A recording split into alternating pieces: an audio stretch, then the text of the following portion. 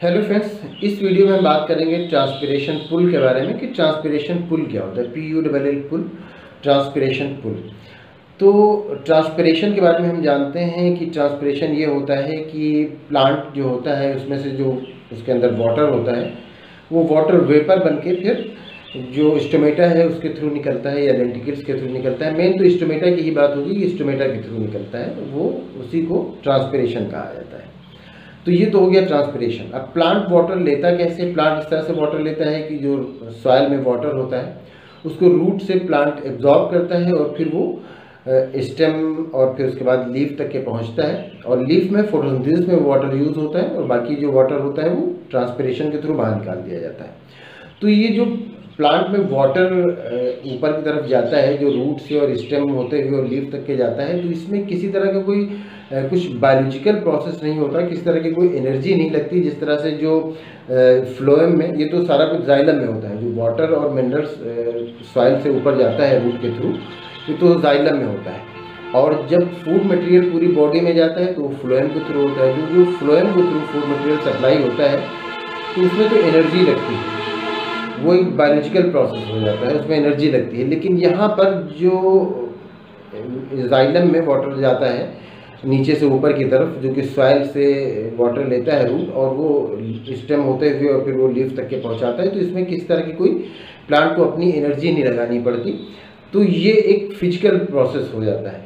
तो ये एक जो वाटर का ऊपर जाना है, तो ऊपर किस वजह से ऊपर जाता है वाटर, उसके पीछे क्या रीज़न है? तो उसके पीछे रीज़न ये है कि जो वाटर ऊपर की तरफ जा रहा है, जो वाटर रूट से और स्टेम और फिर लीफ तक के जा रहा है, तो जो लीफ में वाटर यूज़ हो रहा है फोटोसिंथेसिस में, वो तो सिर्फ 1% यूज़ हो रहा है। पूरे जितना भी वाटर लेता है उसका 1% यूज़ हो रहा है। तो 99% वाटर तो ट्रांसपिरेशन के थ्रू बाहर ही निकल जा रहा है।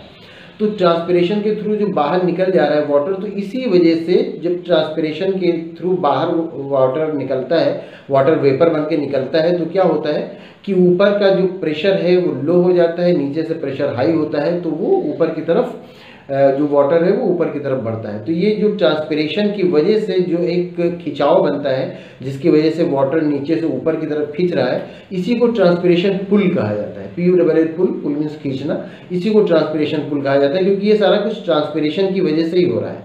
ट्रांसपिरेशन की वजह से ही हो रहा है कि जो वाटर नीचे से ऊपर तक के जा रहा है। हालांकि ट्रांसपिरेशन में वाटर लॉस हो रहा है, प्लांट जो वाटर ले रहा है उस वाटर का लॉस हो रहा है, लेकिन इसीलिए इस वाटर लॉस को, ट्रांसपिरेशन को नेसेसरी एविल कहा जाता है। क्योंकि जो लॉस हो रहा है वो तो एक तरह की एविल है, एक तरह की बुराई है, एक तरह की कमी है, एक तरह की कमज़ोरी है प्लांट की। लेकिन ये जो अब नेसेसरी इसलिए है कि अगर ऐसा नहीं होगा तो फिर वाटर रूट से ऊपर की तरफ चढ़ेगा भी नहीं, ऊपर की तरफ जाएगा ही नहीं।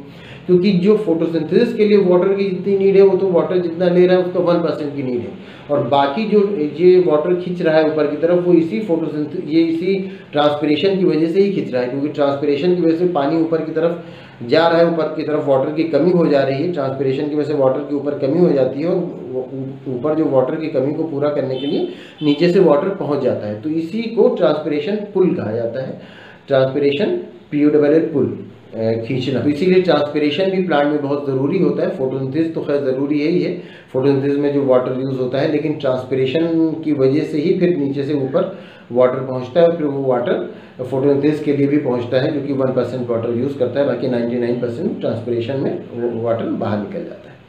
तो उम्मीद करते हैं ये वीडियो आपके लिए इन्फॉर्मेटिव होगी। Thank you.